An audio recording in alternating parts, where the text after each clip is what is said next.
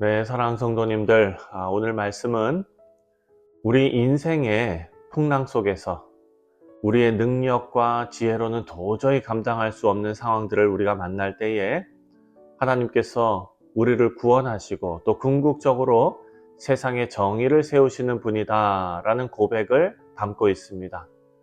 자, 이 본문은 특히 우리가 지향하고 있는 개혁주의 신학의 교훈과 아주 깊이 맞닿아 있는 내용입니다.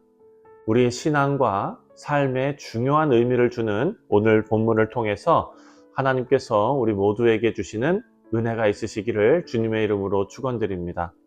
먼저 23절부터 30절까지 보면 바다에서 인생의 큰 풍랑을 만난 자들이 등장을 합니다. 그들은 자신의 힘과 기술로는 도저히 그 풍랑을 감당할 수 없는 그 상황에 처해 있습니다. 그리고 그 사람들이 당황하고 절망할 때 하나님 앞에 부르짖는데, 그리고 하나님께서는 그 풍랑을 잠잠하게 하시고 그들을 평안한 항구로 인도하신다라는 찬송입니다. 여기서 우리는 하나님의 주권적인 은혜를 볼 수가 있습니다. 이것이 바로 개혁주의 신학에서 강조하는 바인데, 인간의 한계와 무능력입니다. 여러분, 인간은 자신의 힘으로 구원에 이를 수가 없지요. 우리는 영적인 의미에서도 이러한 인생의 풍랑 속에 있으며 또 우리의 지혜나 노력으로는 결코 그 위기에서 벗어날 수가 없습니다. 에베소서 2장 말씀을 보면 바울은 우리를 허물과 죄로 죽었던 자들이다 라고 묘사하고 있습니다. 하지만 하나님께서 우리를 사랑하신 그 큰 사랑으로, 그 은혜로 우리가 구원을 받았다라고 사도 바울은 선포하고 있습니다. 오늘 본문 시편 107편에서도 사람들은 자신의 기술, 경험, 이런 것으로 바다를 건너려고 하지만 결국 하나님을 의지할 수밖에 없게 됩니다. 여러분, 이것처럼 하나님의 절대적인 주권을 우리는 늘 인정하며 살아가야 하는 것입니다. 하나님이 주도적으로 우리 인생의 풍랑을 잠잠케 하시고 또 우리를 구원의 안전한 항구로 인도하실 줄 믿습니다. 그리고 또 우리 본문을 보면 우리로 하여금 고난과 시련 가운데서 하나님을 의지하도록 초대하고 있습니다. 시편 기자는 바다 위에서의 이 고난을 이야기하면서 28절 말씀을 보면 28절에 이에 그들이 그들의 고통 때문에 여호와께 부르짖으매 그가 그들의 고통에서 그들을 인도하여 내시고, 여기서 강조하는 것은 고난 속에서 우리가 할 일이 오직 하나님을 향한 부르짖음입니다. 여러분, 개혁주의 신학에서는 인간의 전적인 타락을 가르치고 있습니다. 우리는 죄로 인해서 하나님 앞에서 완전히 무력한 존재입니다. 우리의 유일한 소망은 하나님의 자비와 은혜에 있는 것입니다. 우리는 고난과 그 풍랑 속에서 우리의 힘이 아니라 하나님의 주권을 신뢰해야 한다라는 것을 알 수가 있습니다.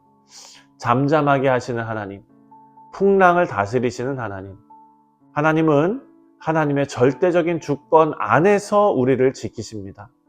마가복음에도 그런 말씀이 나오지요. 예수님께서, 마가복음 4장입니다. 예수님께서 제자들 앞에서 폭풍을 잠잠하게 하신 사건이 나오지요. 여러분, 이것이 바로 하나님의 주권을 극적으로 보여주는 말씀입니다. 제자들은 풍랑 속에서 다 당황했습니다. 하지만 예수님께서 잠잠하라, 고요하라 이렇게 말씀하심으로 자연의 모든 힘을 예수님께서 다스리십니다. 여러분, 이 사건을 통해서 우리 모두는 두려움 속에서도 하나님의 절대 주권을 의지하는 그런 확신이 우리 가운데 있어야겠습니다. 그리고 또 오늘 본문을 보면 세상의 정의를 세우시는 하나님이시다라는 것을 우리가 알 수가 있습니다. 33절부터 마지막 43절까지 말씀을 보면 하나님께서 세상의 정의를 세우시는 분이다라는 메시지가 등장합니다.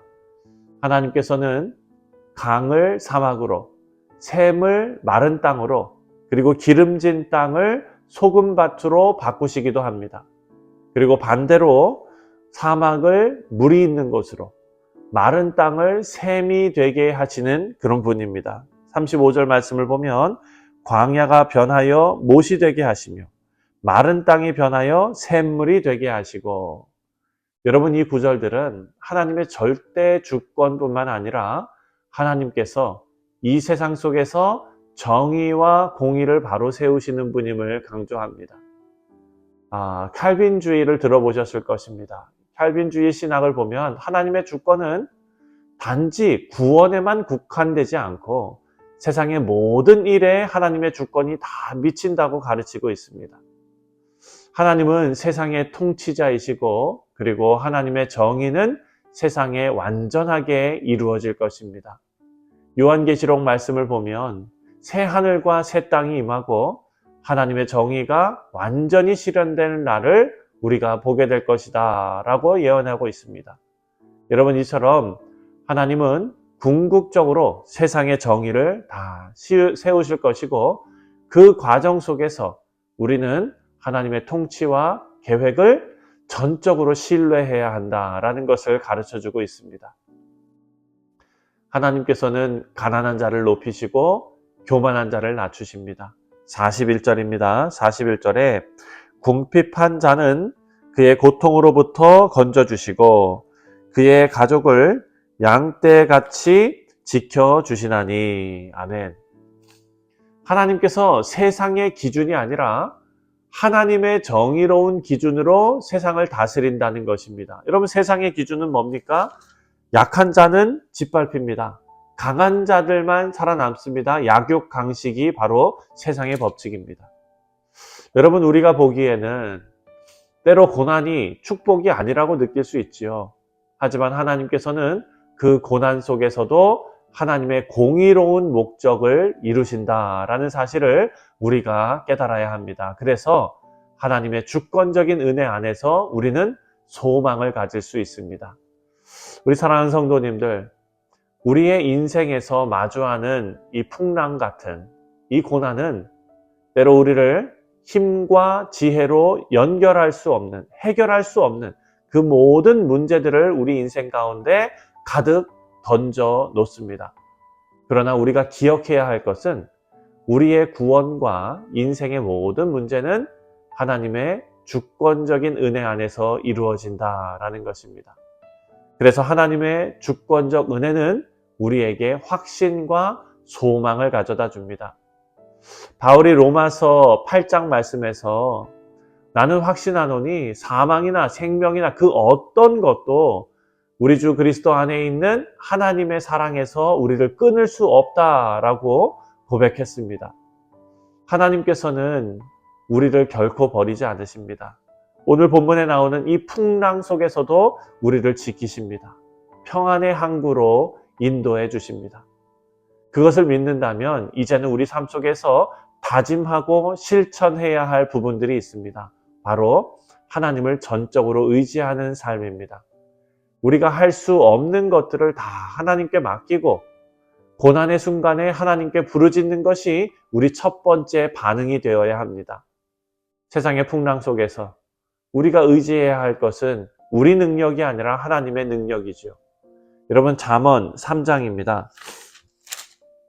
잠언 3장 5절과 6절 말씀을 제가 읽겠습니다.